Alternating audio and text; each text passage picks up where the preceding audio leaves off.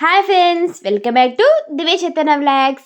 ఈరోజు మన రెసిపీ వచ్చేసి ఆరోగ్యానికి ఎంతో మేలు చేసే బీట్రూట్ ఫ్రై.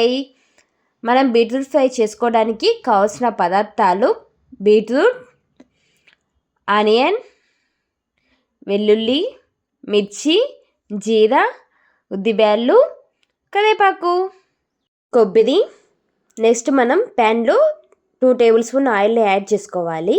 ఆయిల్ హీట్ అయ్యాక ఉద్దిబ్యాళ్ళు, జీరా, మిర్చి, వెల్లుల్లి కొంచెం డీప్ ఫ్రై అయిన తర్వాత ఇందులోకి మనం సన్నగా కట్ చేసుకున్న ఆనియన్, కరివేపాకు యాడ్ చేసుకొని 2 మినిట్స్ మగ్గించుకోవాలి. ఇలాగ రెడ్గా ఫ్రై అయిన తర్వాత లాస్ట్లో మనం బీట్రూట్ తురుమునైతే యాడ్ చేసుకోవాలి.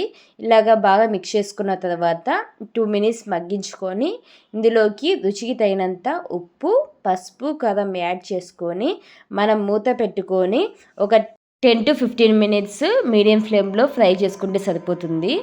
మనకి చాలా త్వరగా ఫ్రై అయిపోతుంది అనమాట ఈ బీట్రూట్ ఫ్రై.